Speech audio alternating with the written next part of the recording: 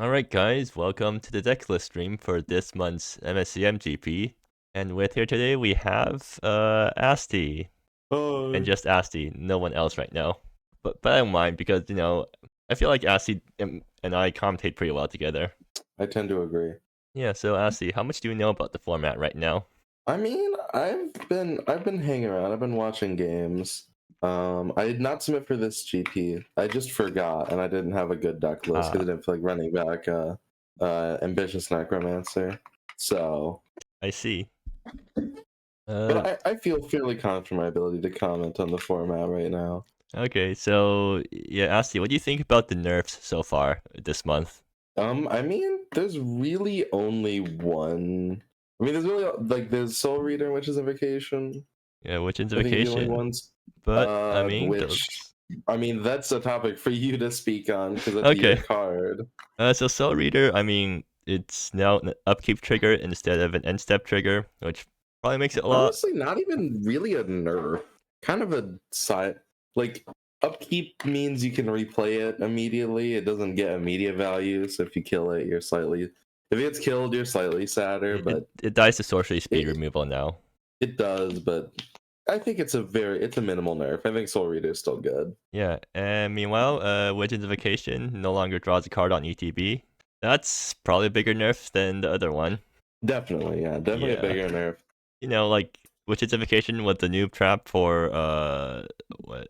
Witch's Invocation was considered a noob trap for almost, wait, it's 5 years at this, is it already 5 years now? 2019, 5 years ago? I think earlier was 2020. Well, at least. That's still a long time. Yeah. So no, yeah, it was 2019.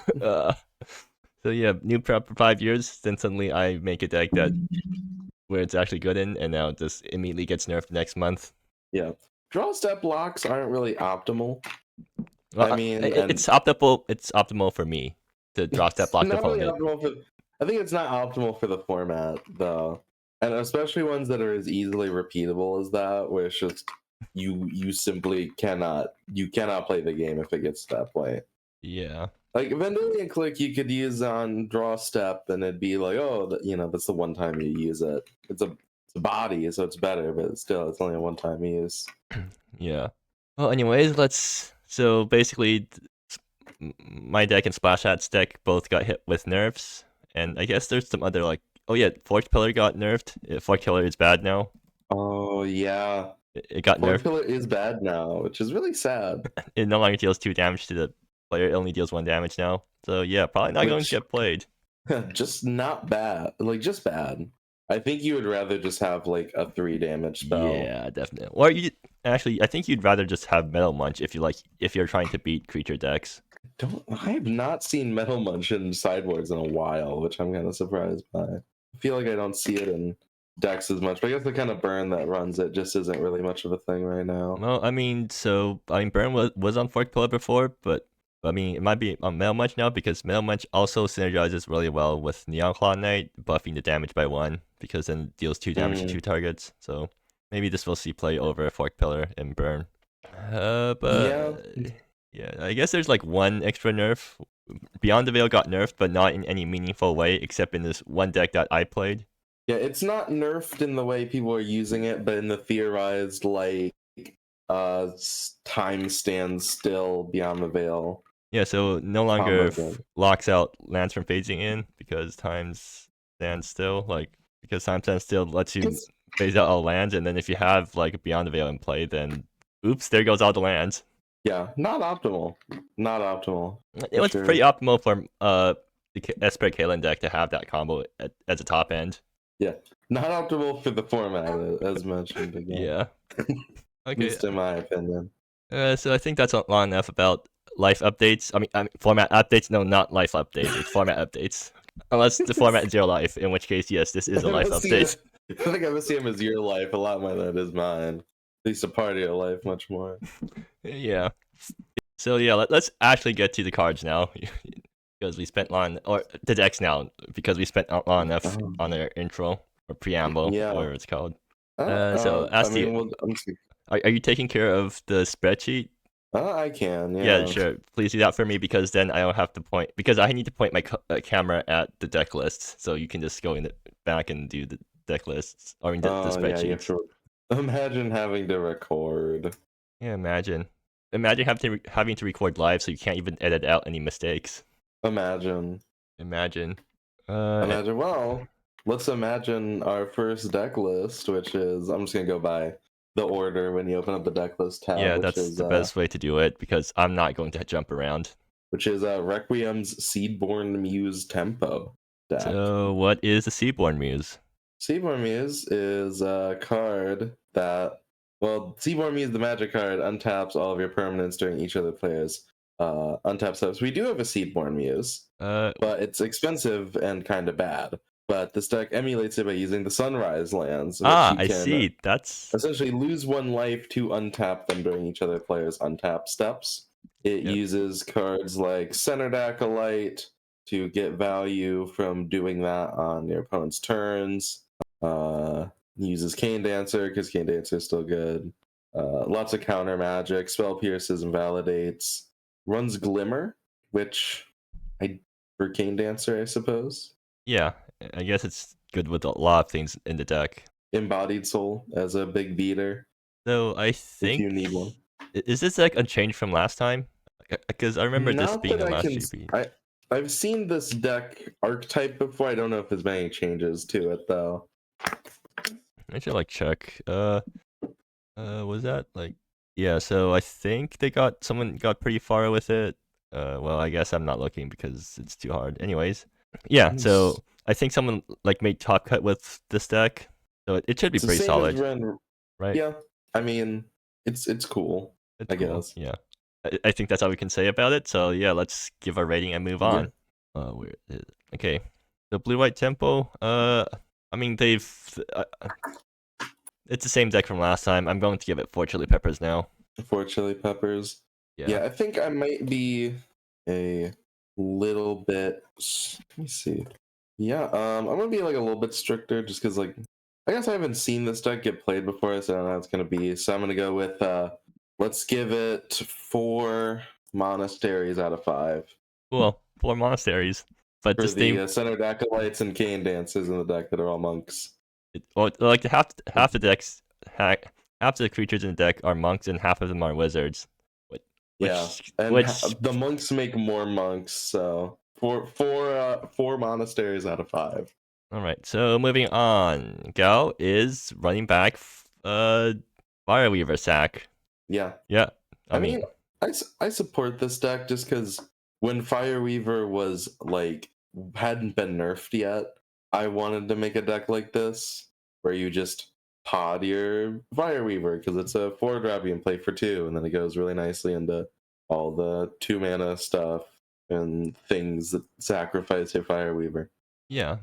I think this deck's mostly unchanged from last time. Yeah, I'm just mousing over all the cards right now. Yep, it's mostly unchanged.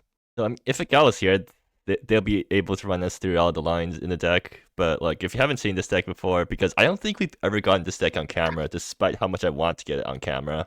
It's you're trying to start a pod chain. yeah. Yeah. Pod Watcher.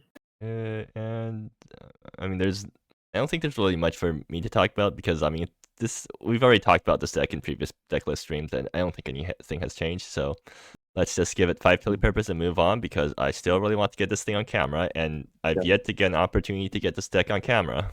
Yeah, 5 pods out of 5 for me. 5 pods? Yep. P-pods, is that? Yeah, pea pods.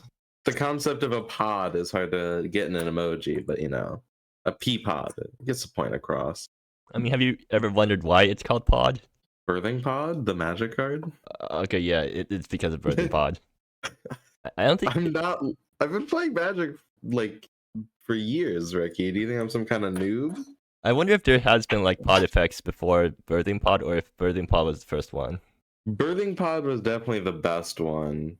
I don't think really pod is not a common kind of effect, not to my knowledge. Yeah, I mean, Canon only has what? I think Canon has more pods recently.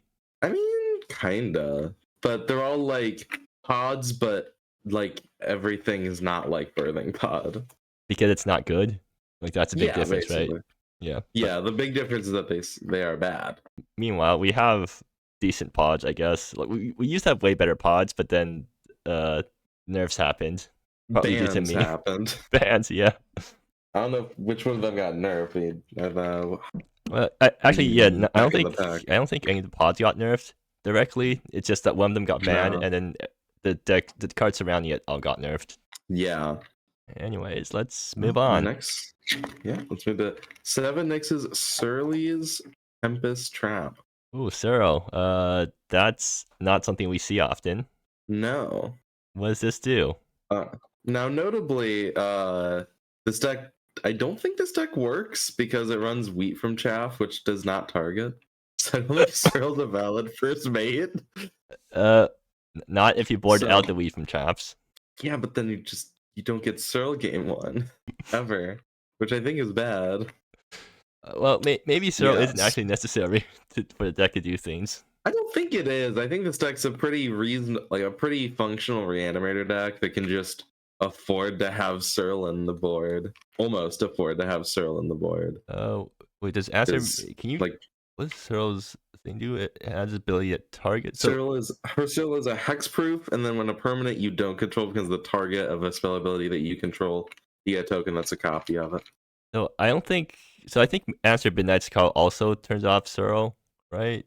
Does Answer Midnight's Call target? It doesn't, right? Well, it's not in the deck. No, it is. Yeah. No, guess not. I don't think. I don't need that either. Yes, I don't think Surl was ever going to be first mateable pre-board.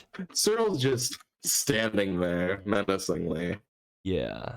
There's also a Violent Collapse and a Hungering Cult on the board that don't target, so I assume it's just a real side plan. They really hate aggro, seems like. Who doesn't? By the way, Asti, I think you need to reconnect because your audio quality is suffering. And now I can't hear you. No, it might just be giving out on me. It does this a lot. Okay, well, you're sounding really robot-y right now, but I guess we'll just continue and hopefully it gets better. Hopefully you don't turn into Determinator or something. Wait, no, that's not a good joke. You're roboting a lot on my end, so I'm gonna say this is actually I mean, it's definitely my fault, but I'm gonna say it's your fault anyways. I think it might also, yeah, it actually could just be my fault because, I'm also trying to stream while doing this, and apparently my thing is red. Yeah, my Wi-Fi bars are red right now. That's not a good sign. Yeah. Mine's somewhere in the 400 millisecond range, which is not good. Yeah. Well, the good news is that regardless of connection issues. Yeah, regardless of connection issues, because nobody's actually watching this right now. I'm looking at the stats right now, and there's 0 viewers right now. That's a shame. We're just like talking into the void. Yeah, let's move on. Yeah, the problem with these, we do them. They happen like at midnight because like even if we start right away, it's fairly late. Yeah.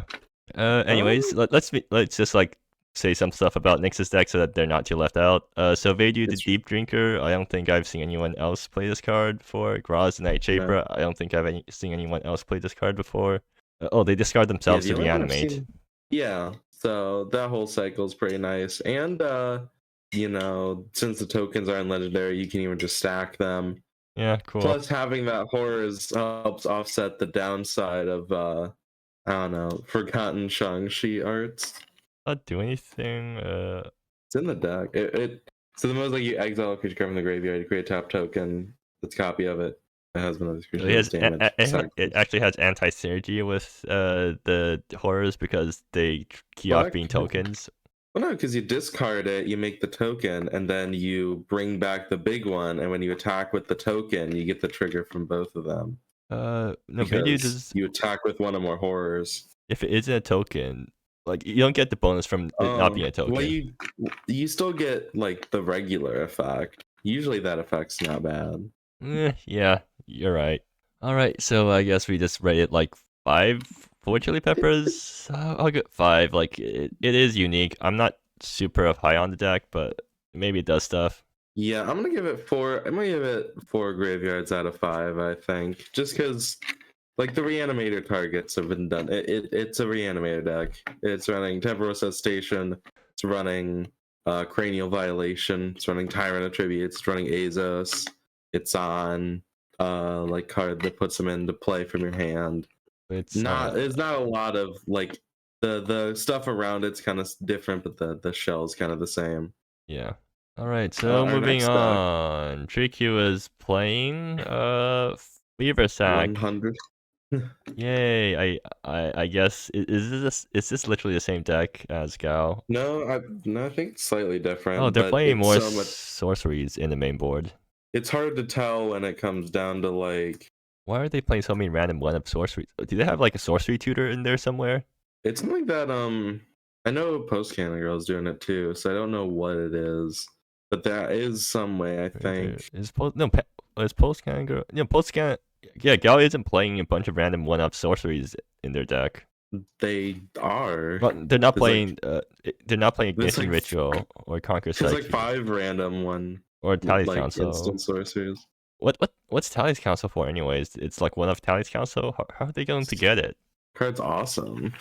Yeah, but like, why one don't of? I don't see It's how. probably, let me see if it's something in the board. Maybe there's chaos is your redemption in the board. Like, but that only goes up to 3. That's true. I don't know. I mean, It's just awesome. I guess I don't know. I guess like playing main board Ignition Ritual and Conquer Psyche does make your chaos better. Like your sideboard chaos is better because you can Fire Weaver out of chaos and then still have these things accessible in your main deck to chaos into. Yeah, it's been a while since I've seen Ignition Ritual played. Oh, we got Pipsqueak. Hello. Ooh, Pipsqueak. Hello there.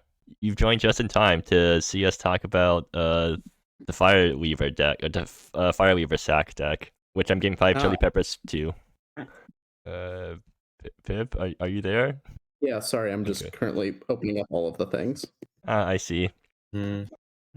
We appreciate having an experienced player on board like you, because then we can actually give numerical ratings to the decks instead of just going off vibes. Oh, did not mean to do that. Jesus. Okay, yeah, this deck runs a lot of cards. Yeah. Yeah. Some of them have even been designed. One, can it tutor for solar? Oh yeah, it can ancestral council for solar flare. How often is that correct?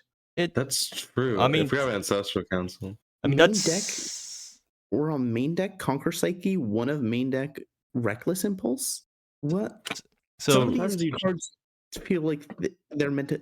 I don't understand a lot of the decisions here. So but chaos it's is fine. your redemption. So Ignition Ritual and Conquer Psyche is for chaos is your redemption, because if you have these guys in your main board, then you can Fire Weaver out as chaos and then immediately try to grab these things instead of having all of them in your sideboard and then not being able to chaos them. Wait, that doesn't make any sense. Actually, yeah, good point, So, right? Because you can why get Chaos as your redemption to search for Ignition Ritual when you could just run Ignition Ritual on the board and cast Ignition Ritual? good point. Maybe because you're flashing back, chaos is your redemption. So then, like With what? I mean, you have plenty of ways of flashing it back with Kaioro and Fire Truth Seeker and stuff, right? Yeah. I'm gonna give this deck 3 checks, and that's mostly just because I don't want to be incorrect, and it turns out that it's good. But like looking at it, I don't understand what would make it good, because I think the layering that it is doing is like muddling the deck pretty heavily rather than just like strengthening the deck's plan. Looking at, oh my god, I did not realize that Reanimator gets to run Cyril of the Tempest. That's very funny. It doesn't actually. This one doesn't, because it's running Weep from Chaff and Answer Midnight's Call. But Then there should not be the Cyril in the sideboard. no, there shouldn't. Good to know. Okay, I think the plan for so Nyx's plan is that in post-board games, they board out Answer Midnight's Call and Weed from Chaff to bring in their target spells, and then that activates Zero in game 2 if it's relevant. Why would it be relevant in game 2 if you're okay, yeah, Post Can Girls on the same list. And Requiem is on the kind of blue-white tempo list. Okay. I definitely feel like that deck had room to like be iterated on a little bit. I know it got top 8 last GP, so it feels a little wrong to give it 2 checks, but like I genuinely think there's a more fucked up shell here that is running very different cards. So the check marks are for spiciness rating. We actually have a ranking column for actual rankings.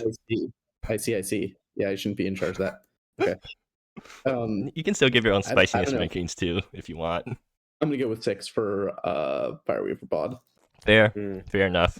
Yeah. And let's do 5 for Blue White Tempo and Blue Black Really, Reanimator. you don't trust Blue White Tempo? It did pretty well last time. I guess that's fair. I'm just like looking at it and just like I think there's a lot of incoherent deck choices, is how I would put it. Like I think there is no world in which you should be a 1 Veilbore Meddler deck. Actually, Yeah. good point. Yeah. I think Glimmer is kind of troll in this list. Like it's fine, but it's still kind of troll. I don't know. I don't think the deck has a lot of really weird card choices in it, and I think some of it is just like it was built by someone relatively inexperienced from the format. And I think there is a powerful thing going on here, and the deck, if it draws like the good cards in the deck rather than the bad cards, it will just be able to slaughter people. But if it doesn't draw the good cards, if it instead draws the bad cards, I don't know how you win. Yeah, actually, yeah, I agree. Like, it's really easy to run half with this deck if you just draw all your answers and no threats. Yeah, especially because you're not running all the answer threats that you can. And then I think Nyx's deck, like, I think I'm being a little low on it because of the Cyril thing, but like, I do feel like Blue-Black Reanimator feels worse without access to the two mana accelerant that like lets it turn 3 cheat something out with backup or whatever. But I think Nyx's deck is fine. Are you talking about the I think- Lotus? Like, Yeah, Lotus, but also you could play fucking rail lines if you wanted. Like, I think more people should be doing that. Anyway, we can continue on. Okay, I'm yeah. possibly like lowballing a bunch of these decks. Oh shit, Marin Polgek, let's fucking go. so Polgek mid range. Yeah, that's a lot of enchantments. It is kind of stunning to me that Neon Blue did not manage to fit one like lockout that you can do with Marin Polgek. Oh, wait, what is it? Like, I don't remember. I just know that at one point I was like idly brewing a Marin Polgek EDH deck, and I looked at it and I was like, I don't think anyone would let me play this deck, and so I just scrapped it. But you can. One of them is pre-nerf Mercaccord, so that no longer works. But I don't know. This deck looks sick. I want this deck to be good. I have no idea if it is. But I could see it being quite good. Like it has access to heraldry. Copying heraldry a couple of times makes it really fucking hard for someone to kill you. yeah, I mean, actually, you can just copy Beyond the Veil a bunch of times, and that also screws your opponent. That also is really hard to beat. And it's still. Oh yeah. I think this is just a deck with like a bunch of good cards in it. Like it's just here's all of the really good enchantments that we have, and then like an order module and a logic module because they're good top end rounding out pieces, I suppose. Aren't they? Like, I never see these guys played. Oh no, Scribble had a lot of success with order module in one of. I say order module looks like it could be a legit piece. Okay, what about logic module? Module is like weirdly good in terms of the tap down all creatures target player controls. Just like repeatedly sleeping your opponent, or like this proccing once and copying an NS2U's masterpiece seems like a nightmare. On that note, this seems like a kind of medium NS2U's masterpiece deck. Like you're not spitting out a bunch of redundant tokens. So I think NS2U's masterpiece is like pretty often going to be like, you know, a 3 mana 4/4, which it's ridiculous to say a 4/4 with flying and ward is not very good. But like I think compared to the highs that NS2U's masterpiece often hits, this deck is not hitting those highs. And also, like, I don't think this deck's win condition is beating down with a giant masterpiece, right? Like, you'd rather just lock out your opponent with Polgek. I think sometimes I also feel that way about Embodied Soul. Like this deck doesn't run a bunch of cheap spells, but I think this deck is doing something genuinely powerful. I feel a little bit bad giving it a higher rating than the Blue White Tempo deck, but like, yeah, if you could tell me I get to pick one of these two decks to play in this GP, I think I'd be more excited to play Neon Blue's deck. Okay, yeah, I think I'll give it 5 chili peppers because it is doing something very unique. Also, I realized that like if you're playing Esper, then you can mirror Polgek with Down with the Ship to try to draw step to lock your opponent because its copy ability is not sorcery speed. I might try building that deck eventually.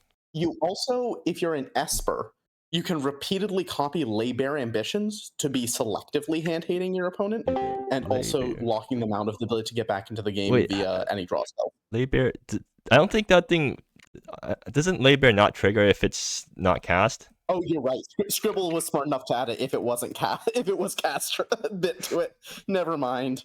Scribble ruining my fun. What card? Labor Labor. ambitions. Oh yeah, yeah.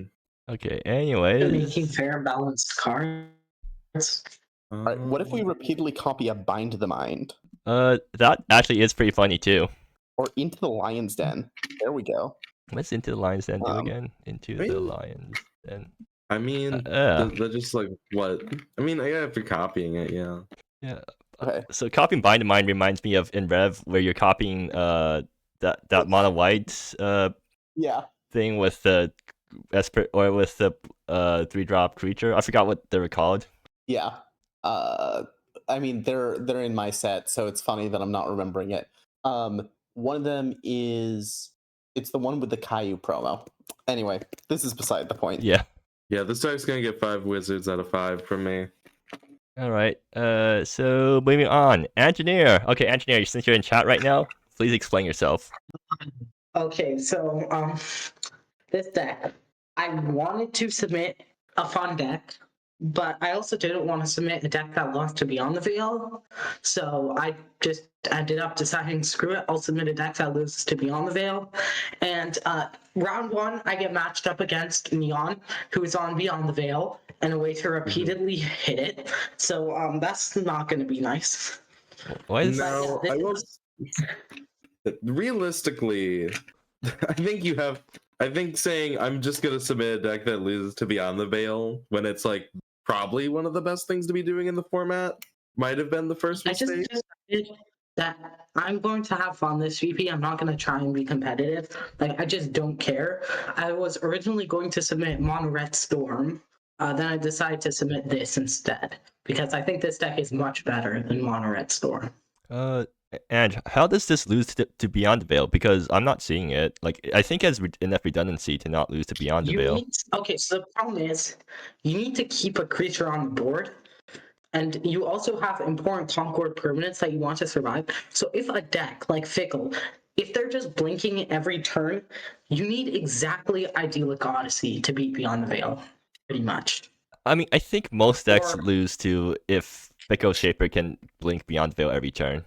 I'm a little bit surprised that since you're running Waltz on a Nimbus, you're not running like a thing that Waltz on a Nimbus can find to like destroy a Beyond the Veil. Probably should be. Like your own Beyond the Veil. One, but I probably should be on my own Beyond the Veil as well. I mean, it does work with Steward.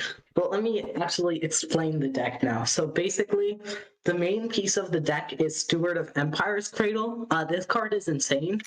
So first thing it does is let you tutor for a Discovery Quest or Saga. So that's Dance of Frost, Waltz on a Nimbus, or Seek the Maker's Egg. And all of these work really well with Steward because the other ability is if you have Civilize, your enchantments double trigger any ability. So if you have Dance of Frost, you get to tap down 2 non-land permanents, gain 4 life, and whenever you cast something, draw a card. And then on the 3rd chapter, you can pretty easily push for lethal, especially if you have something like Chronicles on Ascent, so they flying or arrive, making a warrior roll to give Tremble. Your Waltz can exile 2 things and then make 2 giant soldiers and then tutor twice if your steward sticks around, and that's just amazing. But even just exiling 2 things is already insane, and then you still get the other parts of the card. And then Seek the Maker's Egg, just straight up when it just gains 12 life and then gets 2 things back. If you can steward and then play any artifact or enchantment, which is pretty much your whole deck. So yeah, Steward is insane. And it also double triggers everything else, like your Concord enchantments, which are the other main piece of the deck. Idyllic Odyssey is a Bitter Blossom that also gains life, and the tokens have Slipstream, and Sights Beyond, which is kind of like a Phyrexian Arena. So you have all that, and then, so now you just have to get your Concord on, and your creatures are Mina, Steward, and Petal of the Heart. But obviously you have other ways to get creatures like Chronicles, Arrive, and actually not much else. You have Waltz on Nimbus, I guess. But yeah, those are your main plans for getting out creatures. And then once you have Concord, the deck can grind insanely well. Yeah. It draws like a million cards. I can confirm that Steward is in fact pretty insane. It was, I remember like before Brothers Reunion got nerfed, I was running like green white 2-drops with that, where you just get Steward, go get my Brothers Reunion, play Brothers Reunion, drop 2 more 2-drops that do whatever. Steward is silly. I think my main concern with this deck is it feels like you have a plan that is very minimally interactive in terms of how much you interact Yes. with your opponent, and your deck really does not like being interacted with. If they have specifically good creature removal, you have a much more obnoxious time. It's still not like the worst. Like you can still outgrind people with like Idyllic Odyssey, Sights Beyond, Chronicles stuff, but like you definitely want to have a Steward in play for an extended period of time. So But it also doesn't seem like you kill people particularly quickly. Like you're trying to No. just go really over the top in mid-range matchups or like against creature-based aggro. I think you probably just clown on them. But Yeah. yeah, the thing about this deck is if you get Idyllic Odyssey online and if it sticks for 1 or 2 turns, you'll usually have enough creatures to keep it like going off and kind of just chain and get all that value, be able to keep Concord and Civilized. So you really, really need Idyllic Odyssey if your opponent has a lot of creature removal. I agree. You need more. I probably should be running a lot more interaction. Because literally my only interaction is Waltz in the main deck, a Nature's Claim in the sideboard, and I guess technically Bind the Mind, and that's literally it. Yeah, and Yeah. like you're playing enchantment, so you have lots of really good options that you're not using for interaction. Yeah. The problem is I kind of built this deck and then shelved it for the last 2 GPs because some of the people I was brewing with, like they built, you saw Squirrel Calling and What Remains of Zero, which I both went 0-2 with. But those decks looked really good when we were building them. So I was running those, so I kind of shelved this for a couple of months. So then when I decided, I want to play this month, I kind of just threw in Waltz on an Nimbus and then called it a day pretty much and didn't update much else. Yeah. Yeah. Pip. So previously, the deck had literally 0 interaction, which maybe not the best. So Bat Concord. I'll give this deck 5 chili peppers because it is very cool. Yeah, I'll give it 5 fish out of 5. I think this is in like the 5 ranking bracket for me. Like I think it would be relatively hard to convince me to be excited to take this deck to a GP, but I think it is doing something genuinely powerful. And if you get to do the thing and your opponent doesn't kill you or kill your creature, you probably do really stupid things at them. Like, Yeah, I think definitely. that is undoubtedly true. If Steward sticks, it's like almost impossible to lose, I'd say. It's just so much. The problem is it never sticks. Yeah. Okay, so thanks for coming, Engineer, and we'll be moving on. But you can stick around if you want. Anyways, yeah, let's go to Toast's deck. So Toast it's Soul Reader. On the Mardu Fickle Weaver deck. We're still doing the same thing. We left the Unbound Expanse combo legal, and Toasty is still Unbound Expansing people. We're also still calling it Fickle Shaper. Beyond the Veil, everyone's favorite. Oh, you're right. There's no Will of a Fickle Lord. Yeah, I know. We're still calling it. It's Fickle for Soul Reader, I think. No, we're still. I guess Rippling Curtain is doing the. You don't need it. Yeah. Yeah, but we're still going to call the deck Fickle Shaper, just like how we keep calling Affinity, even though it doesn't play Affinity. Yeah. Yeah, I call it Soul Reader. I mean, I give Toast deck like an 8. I think this deck is still. Yeah, this deck is really good. If I was in this GP, I probably would be trying to play something similar. I think it has a really solid matchup spread. For spiciness, it will get 1 Unbound Expanse out of 5 because it is, in fact, just the deck that won the last GP, and it's kind of just an updated version of an older deck that was fairly popular. We added Soul Reader and Beyond the Veil, and other than that, it's pretty much the same as old Fickle builds, I think. Yeah, I'll give it like 5 for chili peppers because I still really like the deck, though. I think Chaos Module is one of the biggest cards that actually makes this deck so good. Chaos Module is huge. Chaos Module is crazy. I really need to brew with this card more. Like, I just don't really play black-red enchantments that often, so Yeah. So it's a pretty specific. So actually, Pipsqueak, how much do you think the Soul Reader nerf has hit this deck? I hope a non-zero amount. Okay, basically how much the Soul Reader nerf hit it is hugely contingent on how many people are playing 1 mana and 2 mana removal spells. Because the Soul Reader nerf was basically 2 mana removal spells in particular was basically if you play Soul Reader turn 1, it is only turn 3 when you get your first or you play it turn basically if you play it turn 1 instead of getting a proc turn 2 you get a proc turn 3 and your opponent can kill it, which is a big deal. So Yeah. I don't know, I think it probably hit the deck a decent bit, but I'm kind of just staring at it being I think it's going to depend on the rest of the decks this GP. If there's a bunch of decks where their plan for interacting is Pith Wilts, I think the nerf is meaningful. And if there's a bunch of decks that are either not interacting or their plan for interacting was 1 mana spells, it means nothing.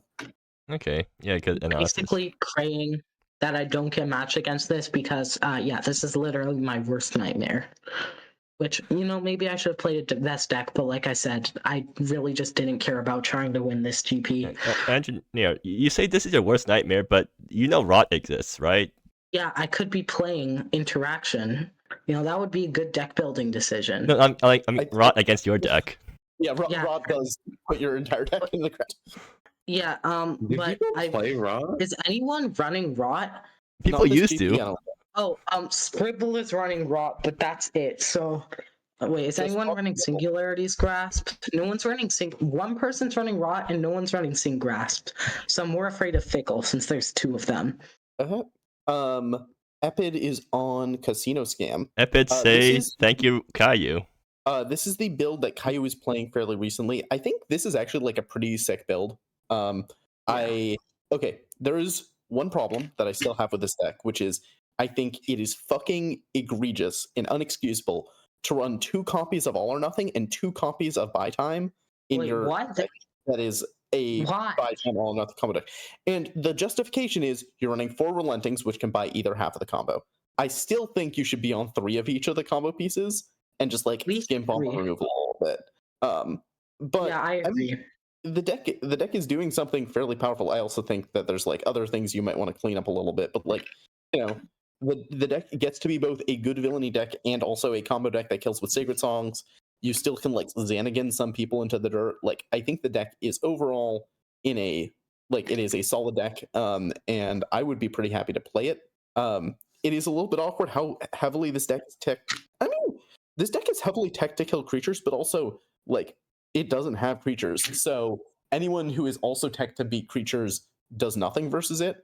And it has a combo kill that kind of goes over the top of a lot of other things. So I'm pretty high on this list. I think this is a 7 for me.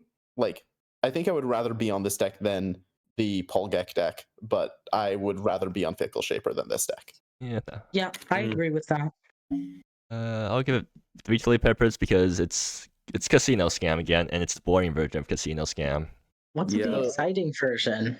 The exciting version is the one that swings with Shadow. The exciting version is the one that plays Black Hole Musings.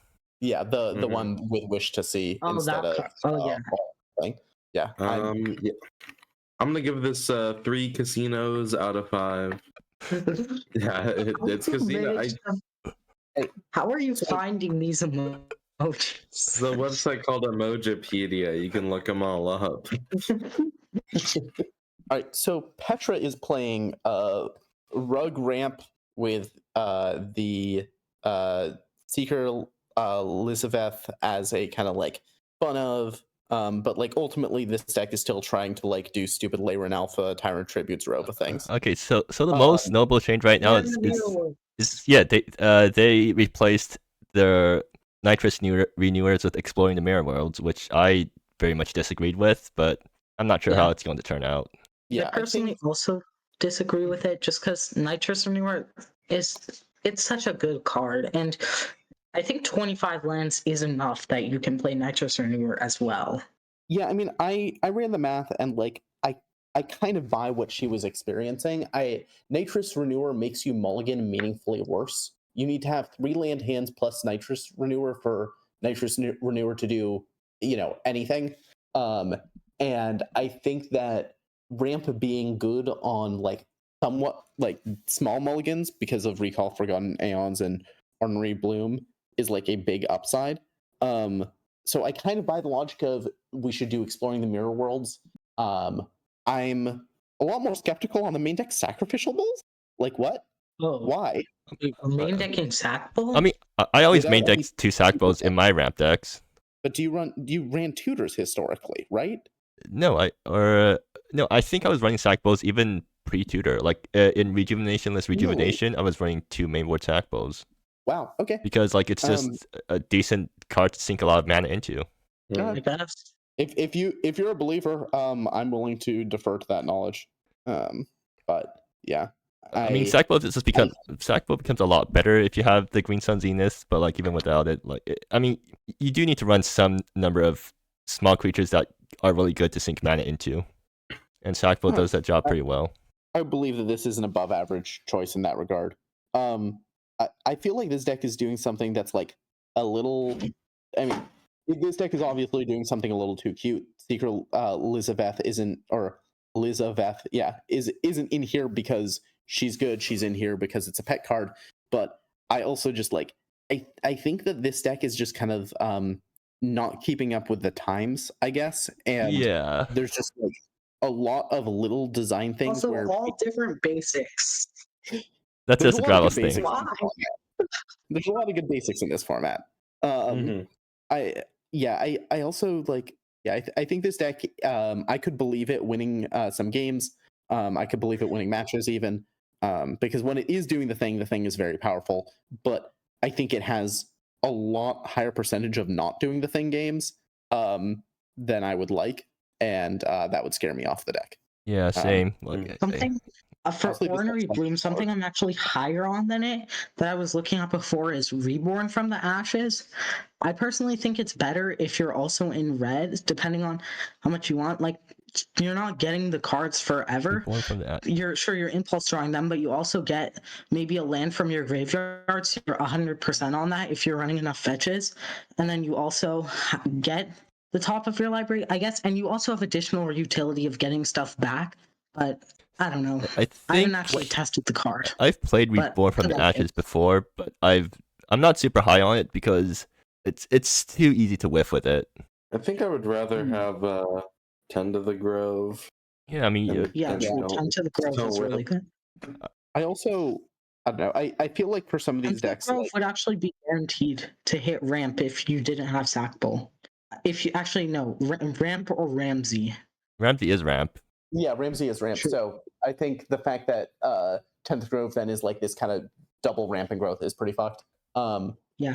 I think. No, it can also hit Liz, which is, womp womp. I mean, it's fine. Liz is 2, not 3. I also assume the reason we're running all of these Explore effects is for maximum efficiency with Liz, but I don't know. I think that this deck is like running.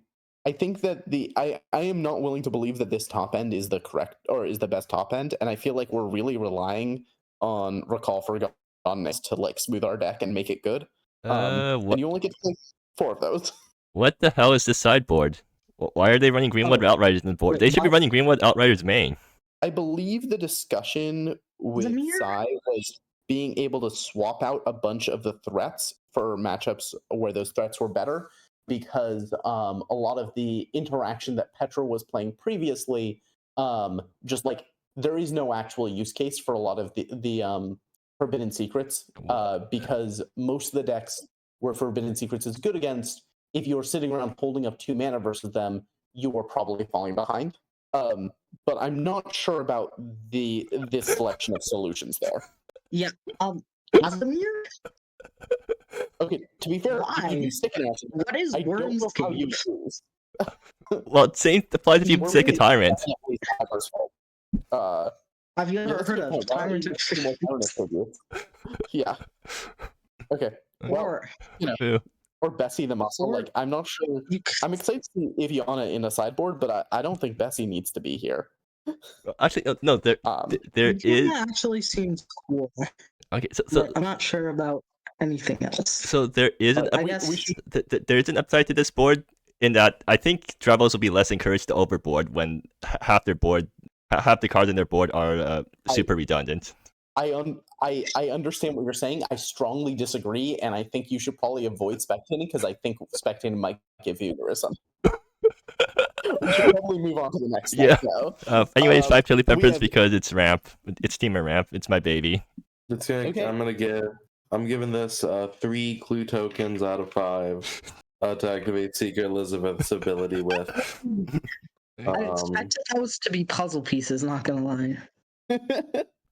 Magnifying glasses works, I guess. Yeah. I'm not a deep enough thinker to come up with the puzzle piece connection. Okay, so yeah, let's move on. Cyber is playing Megalokraken. Grixis Megalokraken. Yeah, this deck looks sick. I have no idea if it's good. It is cool that you get to run like 6 counter spells that Megalokraken isn't a whiff on. That definitely feels nice. Oh, plus Maze Collection. That's more counter spells that Megalokraken isn't a whiff on. Can you Megalokraken your Maze collection? Yes. Ah, that sounds really cool. Just chooses a Unrelenting, I would guess. Okay. It has Valerie, it has TFA, it has Prying Inquiry, it has Megalokraken. I love this deck immediately. This turn 1 are just playing a Shiftscape every single game is the hope. So you're running 12 copies. Because you don't really have 1-drops. You're hoping to just always start the curve on 2. And you take Valdez and 2 Void Flare Spats barely. And this is kind of an interesting Valerie deck. I guess Valerie also ramps into a turn 4 Megalokraken, which is pretty sweet. Yeah. Yeah. Honestly, I was like kind of like this deck. NCN in the sideboard, interestingly. I think I'm kind of willing to go up from this deck is fun to this deck looks actually good. They're playing Neon Claw Knights in the sideboard. Yeah, I kind of buy that. I think main deck saying that's not the way I want to go. But like versus combo decks being able to ram Neon Claw Knights at them is really good. Yeah. Yeah. Any matchup where you want to be more of a, well, the cost reducer doesn't help with Megalokraken, which is the most important thing. True. But it does make stuff uncounterable for control matchups as well. Yeah, Neon Claw Knight is just... Yeah, and any matchup where, because this deck is fundamentally a mid-range deck, but I think it's mid-range and control, like leaning control pre-board. And so post-board, it wants the ability to kind of pivot down a little bit, but it doesn't do that much. It's just doing that a little. I'll give 5 chili peppers because that's cool. That deck's really cool too. Yeah.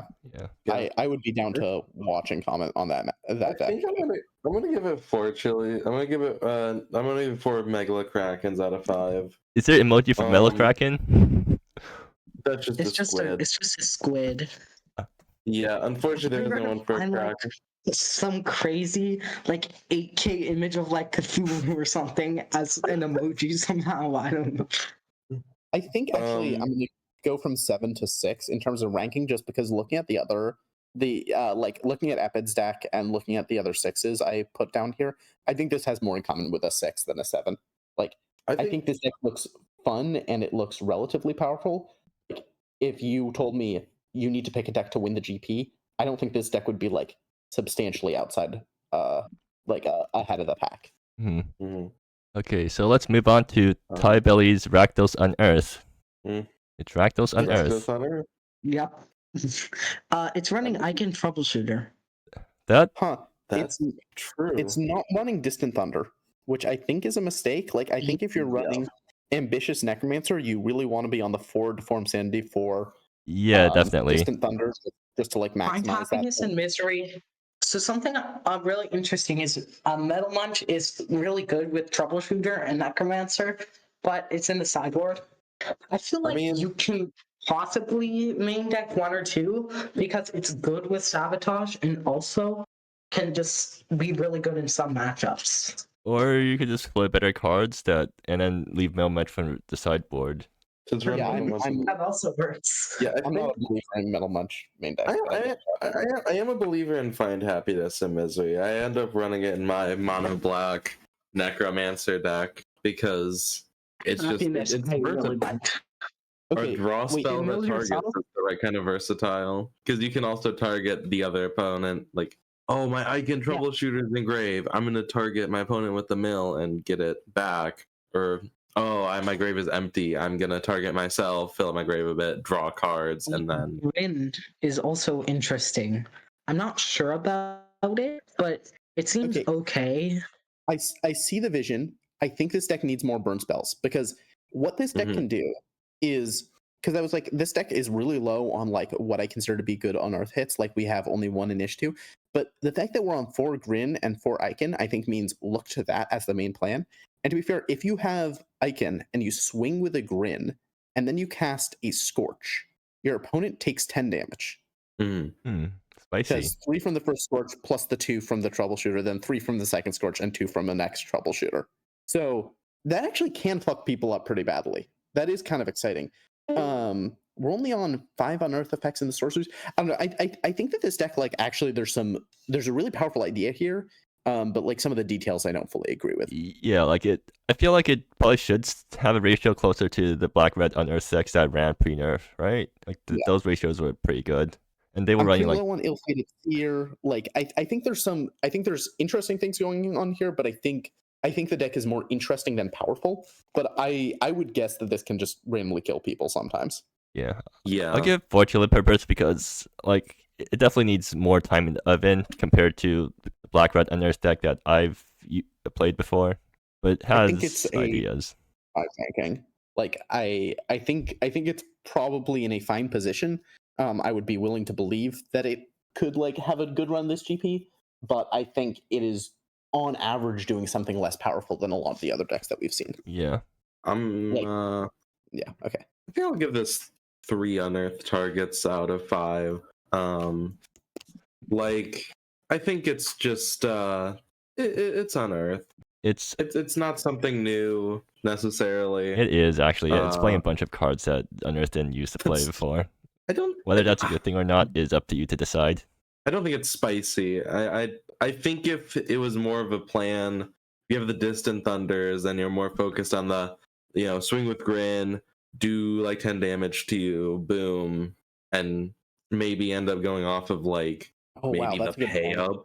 More Distant Thunders would be huge. I forgot about how that would impact with burn spells as well. Yeah, definitely. Go off of me.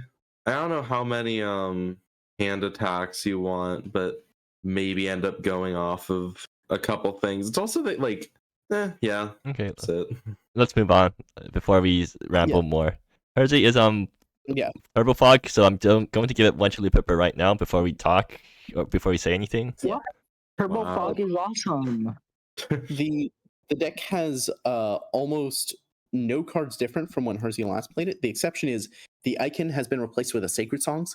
I kind of think that the deck should be on more than one Sacred Songs technically, just because I think Sacred Songs is like a really good fair card, or not a really good fair card. It's a pretty good fair card in addition to being like the best win condition this deck could ask for. But like, yeah, I think this deck actually has a lot of powerful things going for it. It doesn't run creatures, so you can't really like make it stay miserable by being an anti-creature deck. A couple of its like fogs are weirdly good against like non-combat damage. So like, yeah, you can like potentially burn it out, but it does have Speak No Evil to counter some of the like burn ETB like things, and it has Unravelings. I don't know. This deck is something I enjoy watching, but it also is a little bit useful. How do you enjoy watching it? Turbo Fog is awesome. I love Turbo Fog. It's probably one of my favorite archetypes ever. Hi, Troop. Here's the thing about Turbo Fog and Hersey playing Turbo Fog in general. If Hersey's opponents understood Hersey's deck and understood when they were fucking dead, Hersey's deck would be completely fine to watch. The issue that happens is that Hersey has to spend like a solid 10 minutes when when they have like 7 cards in hand that their opponent knows at least 4 of them are fogs, and they're like, maybe I can get through with creatures, and it's like, no, you can't. Please stop wasting our time and concede this game. I don't think you should hate on people for playing a game out ever. I honestly, I don't think there's any reason to like make your opponent kill you. Like, I'm sorry that the commentary experience is worse. I'm sorry that it's a worse experience to watch, but you have to play to like. It's also a worse experience to play. People go out, a lot of people, in my experience, will go out and talk about, oh, this deck is terrible to play against. It lasts forever. When, like, some of those people, or some of the other people, like, they're dead. They should have and could have conceded at some point. And, yeah, that's the problem, not the wanting to play it out, in my opinion. You are, in a literal sense, you are allowed to play the game out. There's nothing stopping you. But, like, I think a lot of the time, the reason why people play those games out isn't because, or is because they're like, I think I have a chance. And it's like, you don't. And I think if you understood your opponent's deck better, you would realize, oh, I am functionally deterministically dead. I have seen Hersey continue playing against opponents who we've looked through their deck and they're like, oh, they're out of win conditions. It is literally impossible for them to win at this point, and we're still playing this game. And I think it is completely fair to say, as a player, it is my right to play that game out, but I will in fact tell them that they are wasting their own time, and they have a finite amount of time on this earth, and they should be spending it doing things other than losing to Hersey on Turbo Fog. There's so many better things to be doing with your life than that. I agree. And yet we all spend hours designing custom Magic cards. I don't design any cards. I Me just neither. play with them. All right. Okay. You Anyway, at least make like promos every once in a while. that's not designing cards. That's choosing art. That's completely different. So Crush is on. Pip, This is Pip, did you give a technically rating to the Turbo Fog? Oh, I think this is like a 6. Like, I think this deck has what it takes to win things, but like, I think the deck also has some uphill battles. I think there are decks or archetypes that just make its life hell. Yeah, I agree. Okay, let's move on. Yeah.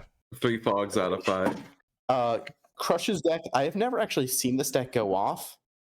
Does this deck go off? I think is that a thing that actually I happens? think it's supposed to.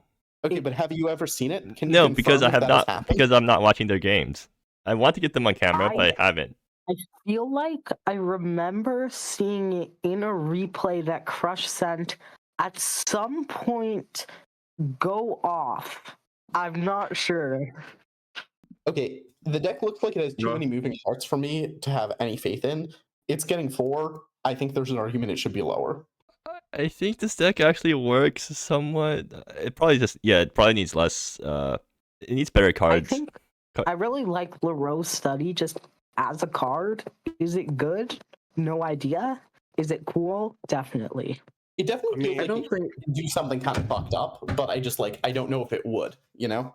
I don't this You need this to group see of the cards second doesn't one. this group of cards doesn't excite me at all.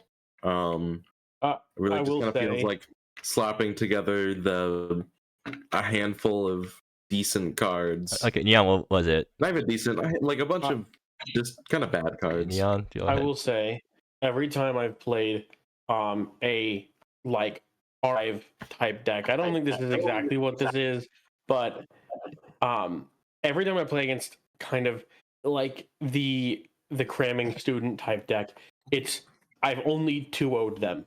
So I don't know if that contributes to anything, but these decks always look fun and interesting on paper, but then I have literally never struggled against these decks.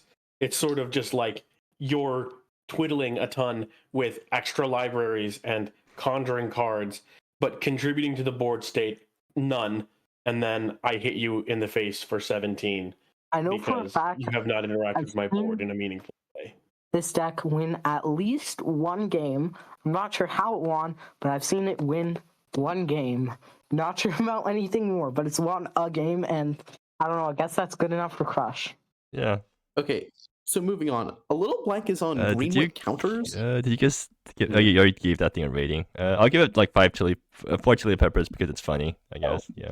I give it a 4 rating, Yeah, but okay. yeah, sorry. Oh yeah, let's move on. Yeah, I'm gonna give this 2 fatigue out of 5.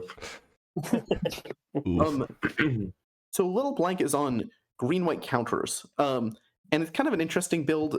It's not running any of the counters synergy things, which I think is a little bit weird. And we have a lot of like Savannah Lion type stuff where it's, we have these 1 mana 2/1s with upside that we're hoping to curve. like into multiples. We have Consuming Symbiosis, which is not a card I've seen since it was a Berserk, and main deck out of body experience.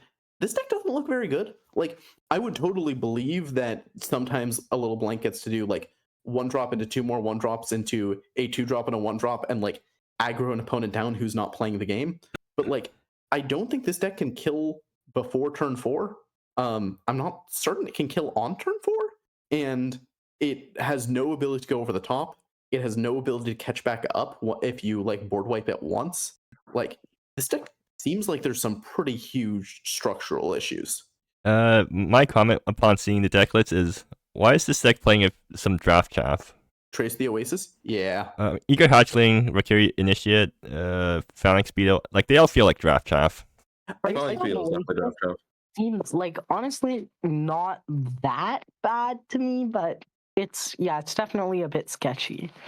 Like, I feel like this deck is better if it's just like I feel like your goal should be making creatures that are just really thick.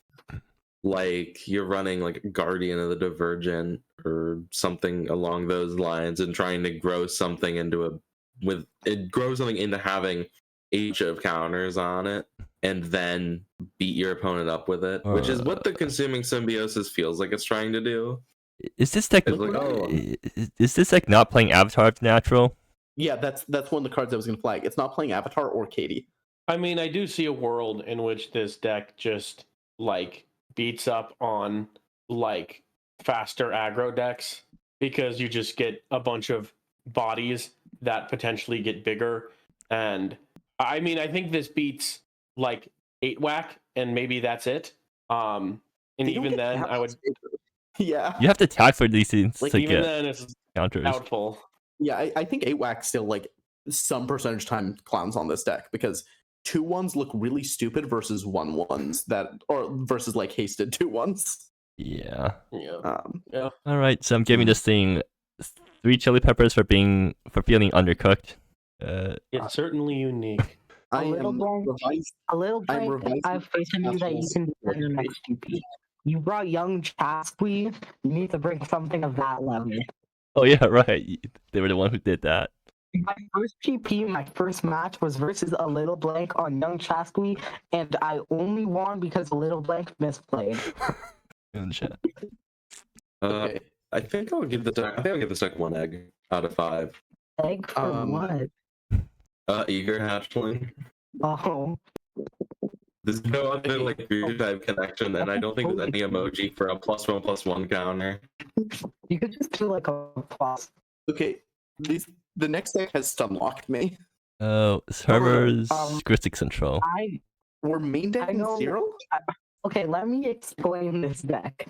So, I think Style and I were talking about first mates for some MC25 stuff. I don't think either of us ended up submitting anything like with a first mate or anything even close to it. But I ended up just calling Cyril, and Nix was like, I could easily break this. And then Nix built a deck with Soul and Ash Feaster, or Cyril and Ash Feaster, but Cyril was the first mate. And I guess Harvard saw that and decided, let me build it with Cyril in the main deck.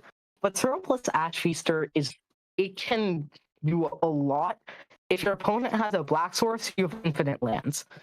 That's why I think Harvard should have been on Mirror Gate.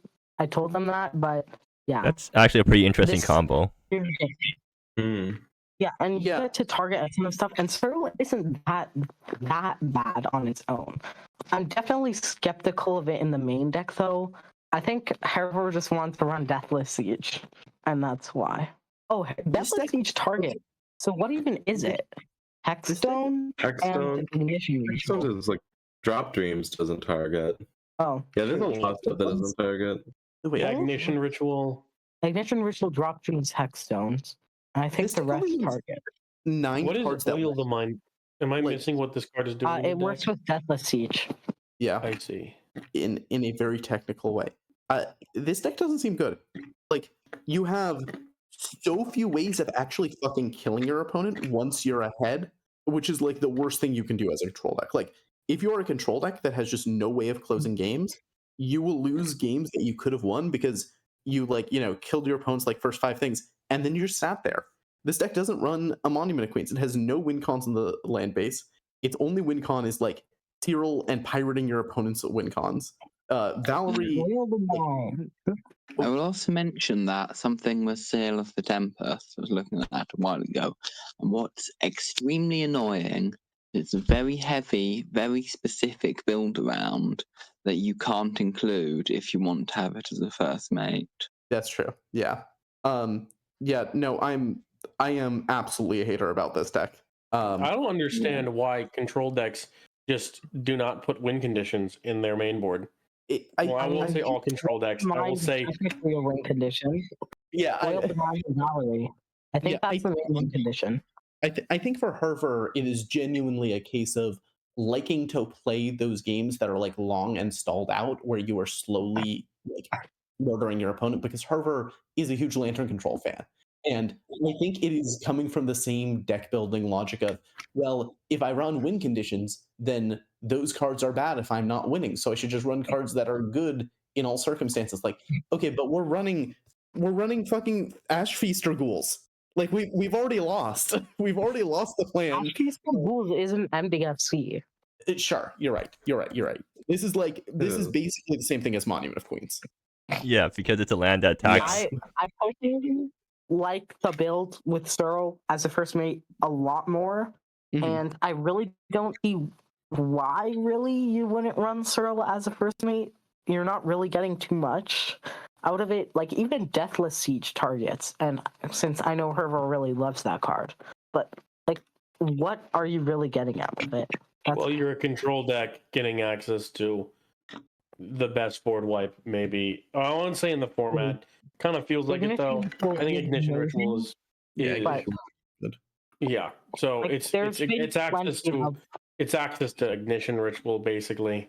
But I think there's plenty of control decks that have been in Black-Red that like haven't played Ignition Ritual, and I don't think every deck would necessarily even want Ignition Ritual.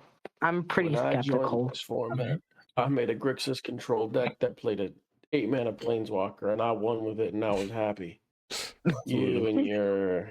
I played the Witch Queens and Ponza, and I need to win with that card. I will eventually. Okay. Did we rate? I'm going to rate this deck 2 chili peppers because it's not going to win the game. Do you really want to watch this game, this deck win? Exactly. So that's why it's 2 chili peppers. I'm underselling Valerie's ability to act as a win condition. She does create tokens. The awkward thing is if your opponent doesn't play out creatures or cast spells, you have almost no way of generating Valerie. You have Oil the Mind, right? Yeah, Oil the Mind is the big one. It's a one-up. I'm very... The thing I'm, like, extremely... The main thing I don't think makes sense is one of Oil the Mind, not anymore in sideboard, and no way to protect against Grave Hate at all. I guess you have Hold Steady Engine, but really not much else. I'm giving this deck a 4. I think there's a strong argument for it should be a 3, but we'll move on. Yeah. Okay, so same deck. Silas is also on Concord. Yeah, same deck as me. No difference. Exact same list as me. Yeah, copy paste and move on. Yeah. Scribble is playing Abzan midrange, Abzan control. They're playing 4 rots. They're playing 4 rots. This is the deck that I do not want to get matched up against. 4 rots. It's playing Fearsome Xenoblossom. I think this is because I think Scribble said this card has no bad matchups. I want to play it. I'm not sure I agree, but sick. This card was a plant for Pipsqueak standard. It was not meant for MSEM, but let's fucking go. And I think in general, if your opponent like plays a turn 1 or 2 creature and you Tendril Snare it, and then you get to untap into like Cecilius or Undo or Fearsome Xenoblossom, I think you're kind of sitting pretty. So yeah, I don't know. This deck is doing something good. Also, I think Death's Widow plus Cecilius is kind of interesting. Oh yeah, true. You kill a creature, then recur the Death's Widow. Yeah, that sounds fun. Call it as well. I don't know if Fearsome's. I wouldn't say it doesn't have any bad matchups. I think my main thought is like, I guess, affinity. Combo. You make like this big body and you can't really like it just wins combat against it. So it's very good. I think that a lot of decks don't have tools to deal with it, especially with board 3. But yeah, I mean, it's probably going to do a big chunk of damage before there's any real answers. But yeah, it's certainly scary. But it doesn't have haste. It's not like a Carnage Tyrant, so that's a good ups. That's like a plus. It doesn't have trample either. It gets chumped Yeah, forever. you can chump this forever. It doesn't have vigilance, so it's not. You either attack or block with it. So It doesn't have lifelink, so you can't gain life off of it. well, yeah. So you kind of have to commit to a path. It is a very good. It is on the field. Like doesn't have any keywords besides ward, so it's all right.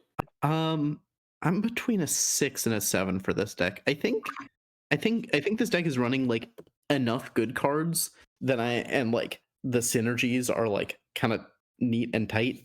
And I think Rot is really good in this meta right now. I think in general Scribble has a really good suite of interaction spells for this meta. So I think I'm gonna go with 7.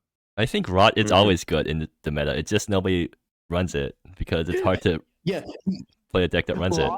On paper, we should, in the same way that sometimes the meta cycles in such a way where Pithwilt stops being good, the meta should hypothetically do the same with Rot.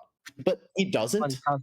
The ways Pithwilt stops being good are like slightly varied, and Rot is good against several of the things that Pithwilt stops being good against. Like Pithwilt is bad against going wide with tokens. Pithwilt is bad versus like these cheap things, but they have ward, or like overloading your opponent on things. And Rot is just like, just if you're not playing 5 drops, I don't have to respect you.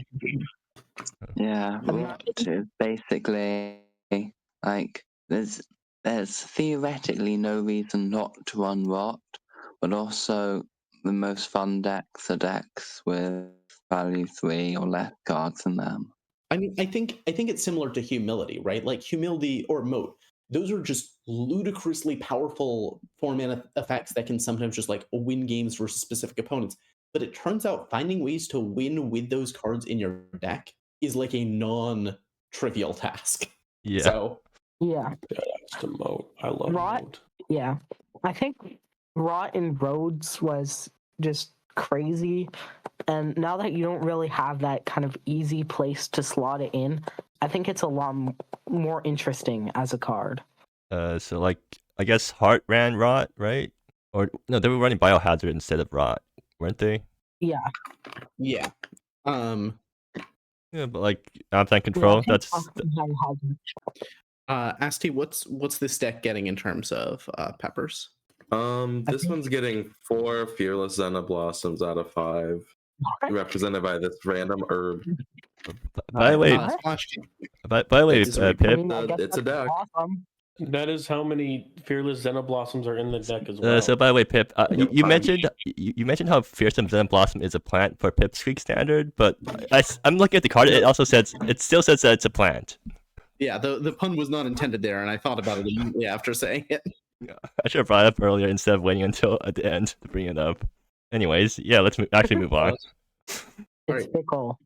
Soul Readers, we can move on. I mean, okay, well, with Soul Reader, let's point out that Soul Reader has recently received a buff in its interaction with With what? Beyond the Veil? Beyond the Veil. Oh yeah, actually, yeah, good point. It is a buff in that regard. How's it buff? Because you can bounce if you return Beyond the Veil to your hand on your end step, it's on the board. The opponent's stuff comes back. If you bounce it to your hand on your upkeep, let's not say buff. Oh, we made the best interaction better, but made everything work. I also don't think that like I think that you get to like replay it for value on your next turn. It's like, yeah, I don't think that moves the needle a ton, especially when you could like otherwise still have been getting value off of it, and this delays when you're getting the value. Like your opponent has more room to interact with it. I don't think it's a buff. Oh yeah, definitely. I agree. Also, I think that every time a card receives the nerf, it's funny to claim that it's a buff. Okay, fair enough. Okay, Now which is very scorchable, which is important. because now you don't draw if you're milled out. Okay. We have already evaluated this deck, so well, let's just Splash God's deck isn't running main deck bar hopping, right? And is the other deck running main deck bar hopping? It is, and this one's running Lay Bare Ambitions, I think, but I don't think there's a meaningful difference Okay, here. fair. That's like just a deck choice. Yeah, because those are support cards. The core of the deck's the same. Okay, so I guess. And it still gets one Unbound Expanse out of 5. So I guess So, it's Ricky, time for. your turn. So yeah, I also find it funny how my deck is right next to Splash Cats. But yeah, so I was at the start of month I was thinking about just running Esper Kalen back through GP because apparently none of the important cards got hit in any reasonable or any important way. So I was just like trying to tune the deck, and then like 2 days before the submission, the news dropped that Witches of Vacation got nerfed. And I was thinking if I wanted like to bring another deck, but I figured that I didn't have enough time, and I figured that like maybe Esper Kalen is still reasonable even with the nerfed Witches Invocation. So I'm just running this deck back now, but worse. Yeah, I mean the deck looks reasonably strong. I'm kind of just like glancing through it. I think that there's, I think you're still doing something relatively powerful. I think like being able to repeatedly bounce and replay down with the ship is great. I think locking people out with Unbound Expanse is great. I'm excited to see if Witch's Invocation is still like passable. I think the fact that it is like a higher opportunity cost and it's not like the best, it's not an acceptable thing to be like flickering basically, is kind of a hit. But I don't know. I'm looking at this deck and like I can picture you murdering people in very similar ways to how you did so before. Yeah. So I think Esper Kalen is what did it lost two big things, and that was the Beyond the Veil lock with time stand still, and obviously the Witch's Invocation doesn't draw anymore. Those are like pretty big, but they're not like huge. They don't kill the deck. I think the deck is still really good. And I think Ricky does actually have a decent chance of making top 4, if not winning. Well, so I like the main thing that the Witch's Vacation nerf does is that it makes the deck have way worse low rolls, because previously if you drew a bunch of Witches Invocations, you were like fine with cantripping them, but like now if you draw a bunch of Witches Invocations in a row, you're drawing a bunch of dead cards. And this deck somehow, whenever I play this deck, it always has a habit of low rolling with its draws by drawing a bunch of lands and useless cards in a row. I don't know why this deck keeps drawing lands in a row, even though I'm running pretty low land count. You're on 21, or no, you're on 23. Yeah, that's not. Yeah, that's weird. I think I'm just getting unlucky when I'm playing the deck. But also, something else I want to mention: another new addition, Cortex Coil. I have a 1-up Cortex Coil because I noticed that it's basically an Explorer's Torch in that it's an equipment that draws a card on ETB, except it also has extra bonuses in that it actually combos quite well with Seto-san. Yeah, the big Seto-san. Yes.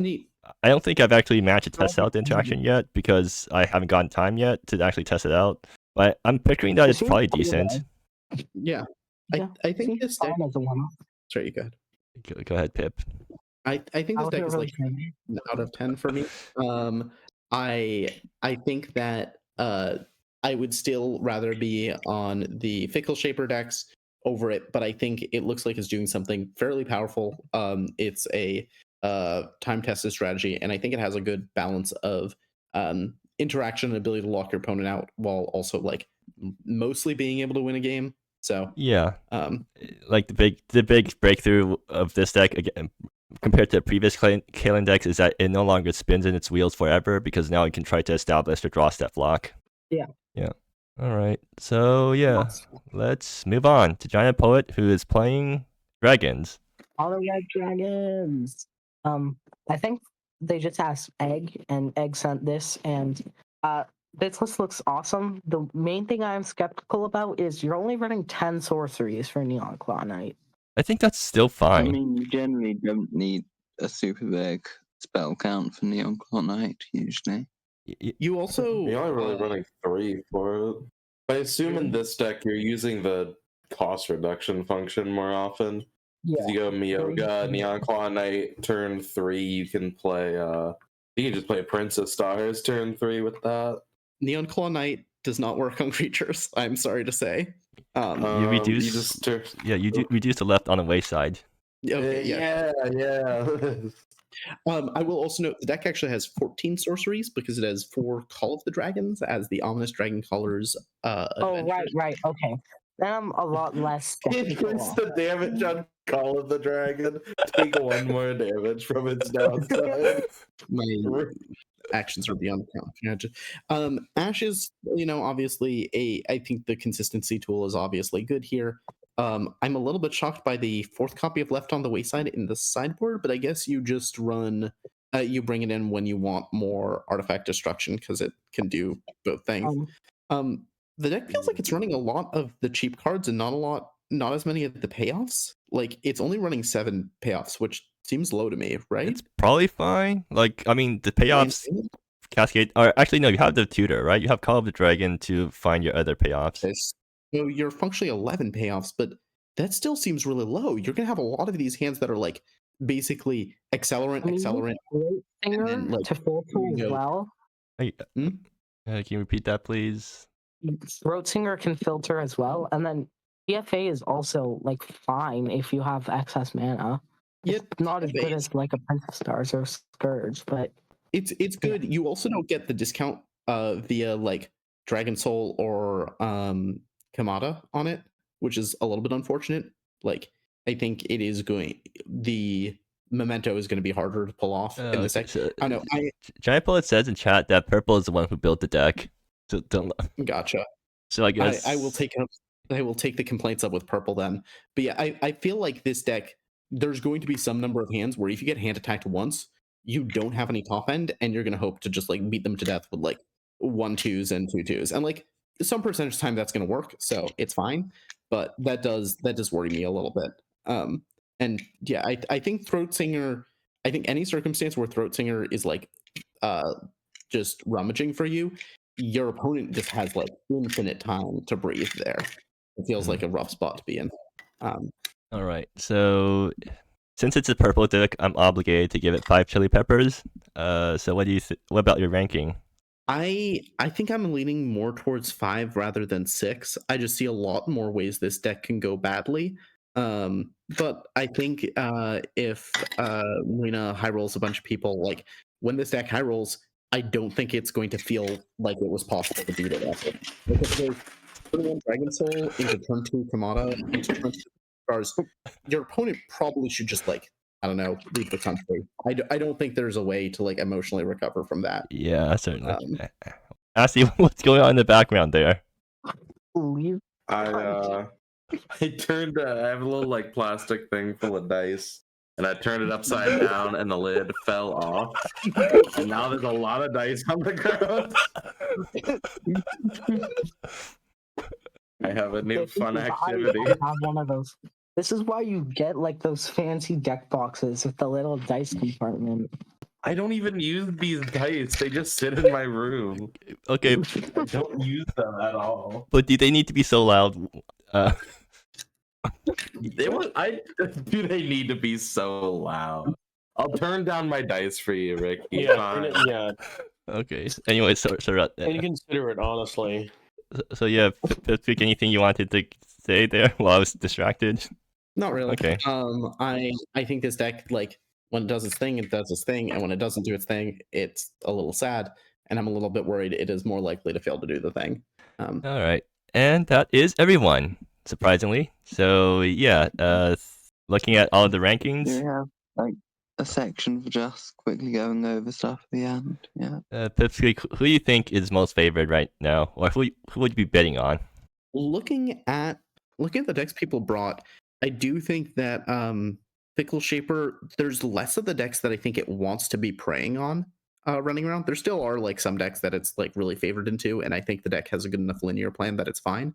But there's not a lot of people playing small creature decks that can just say, okay, Flare Blitz, your life is over.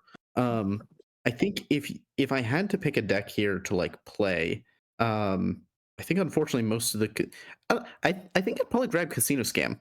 Really? The amount of magic here is like at an all-time low. The amount of like really fast linear decks is at an all-time low.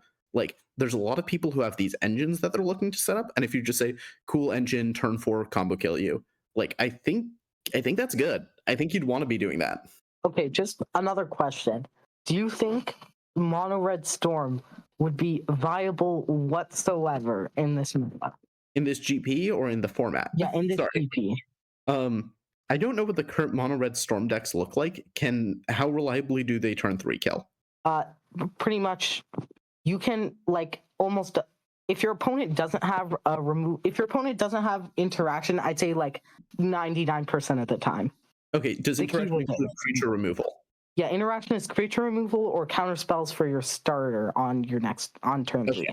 I would not want to bring like I think people have enough ways of like killing a random creature. I don't know. I think it'll be fine. I think I would rather be on Mono Red Storm in this GP than Blue Black Reanimator by a pretty large margin. But I think Casino Scam being able to be a little bit interacty when it needs to, obviously makes me biased towards it. I mean, Mono Red Storm, like if you're I don't know. Wait, I think like Mono Red Storm is something that is going to be vulnerable to creature removal early on. Yeah. And there's a lot of stuff it's doing early on creature you're removal. On council, vote for Wayward Impulse. I need to make Mono Red Storm good. And there are relatively few things that are good at dealing with massive creatures, I think. I'd probably rather be on Reanimator this particular GP from a quick look over. Also, Pip, random question, but do you think Scribble's Abzan control deck is favored against the Fickle Shaper decks because it has Rot? I think it does. It also has like some decent hand attack, which helps. I think the deck that's trying to most of the time win off of Planeswalkers is a little bit sad versus the Fickle Shaper decks that can burn those Planeswalkers to death. But Scribble's deck mostly just completely dodges the stupid O-Ring whose name I've already forgotten. Beyond the Veil. Beyond the Veil. You can tell I've not been playing MSEM recently.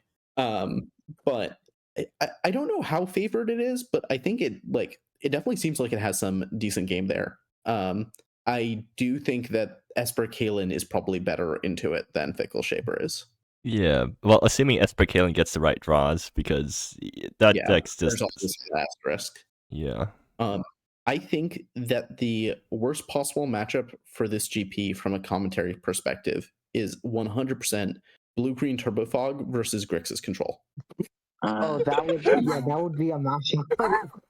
Well, I want it to happen to punish both players. Well, I think if you're ever offered an opportunity to cast that game, you should interpret it as a death threat and react accordingly. No, actually, it is an interesting commentary though, because like it's not super clear what the matchup will be like, right? Let's just watch my commentary of Hera versus Miss Maeve from a couple GPs ago. I literally just gave up and started playing Yu-Gi-Oh mid-game. On commentary too, like. Yeah, on commentary, I literally comment about what's going on in my game of Yu-Gi-Oh. Multi-screen setup. One monitor, Master Duel. One monitor, Turbo Fog. I was playing Master Duel on my phone, but yeah. One monitor, Subway Surfers. The way I can get through it. One monitor, slime video. Yeah, don't forget that we also have instead of commentary. We also have a commentary opportunity for a 100 card mirror. No, actually, that's actually really interesting though, right? Because that would actually be cool. Yeah, that'd actually. Yeah, but you actually have to explain the lines. And no, I'll just watch the players do the lines and then explain what happened afterwards. I don't know the lines. Then why are you playing? Or wait, are you the one who's playing the deck? No, you're not, right? No, I'm playing. What did y'all think about my Polgek deck? Oh, we liked it a lot. We found some stuff that's in. Pep, do you want to like just restate what you said for Neon? Pip is gone. I'll go rewatch the. Okay, VOD. so I think like our main feedback is that basically like you can go on. This isn't a deck that's designed to best utilize Intice's Masterpiece. Like it's fine, but like ideally, Intice's Masterpiece deck is just shitting out artifact and enchantment tokens like if it's like a 3-mana 4/4 that's like purely fine, there's probably something else that could go in that slot. Yeah, and also I it's remember another thing that got brought up is that going Grixis would give you access to a lot of cards that can like really lock your opponent out with Polgak. Right. I get that.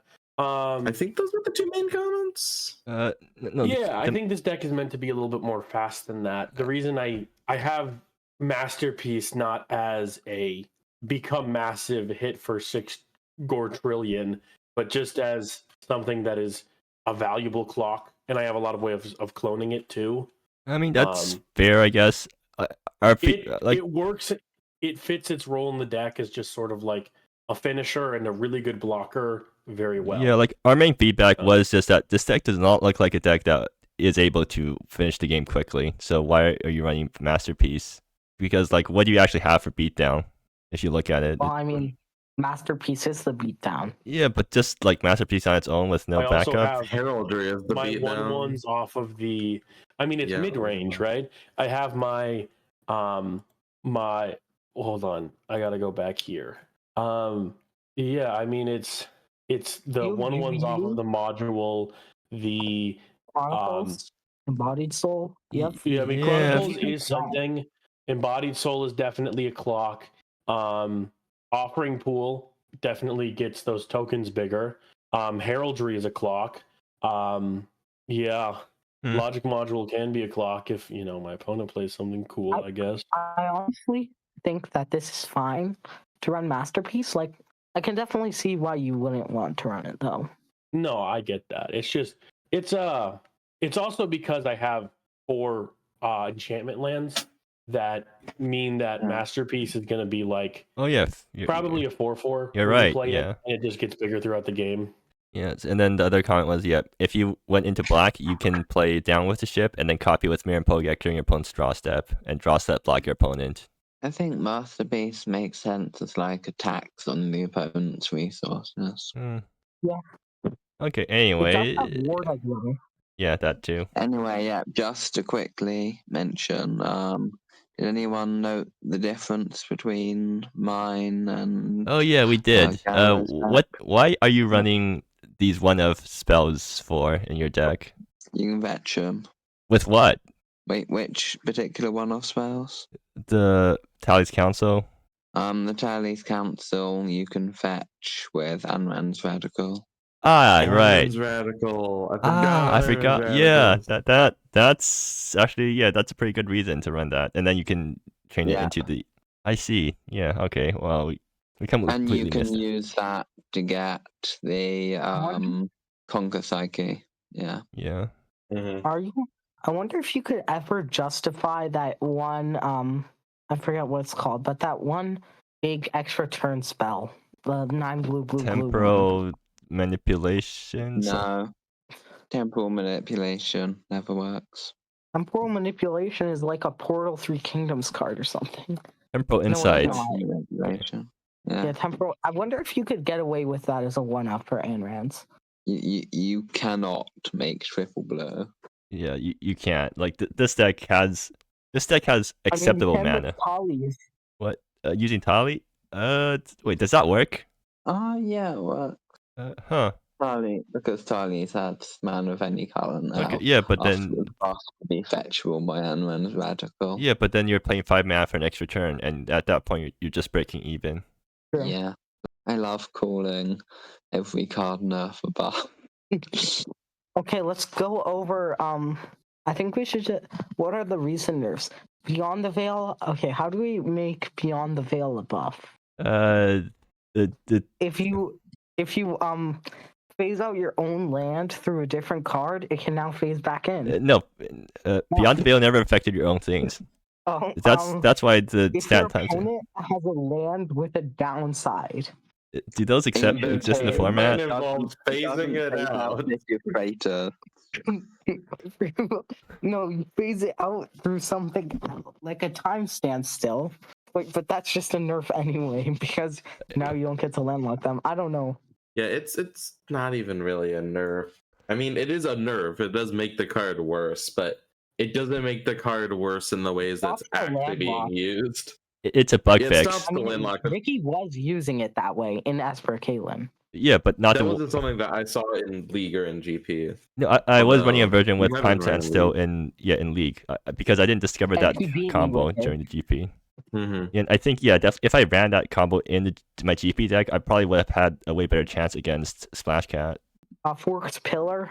Death I Shadow. always thought this was a cannon card. I always thought this was a cannon card for some reason. Ember Core Grazer. Antelope Tribal. Okay. Best tribe. Witchification, was that the other one? Yeah, you said it was because it prevents you from decking. Yeah, if you mill out, you don't draw. Yeah. Think about it. I wonder.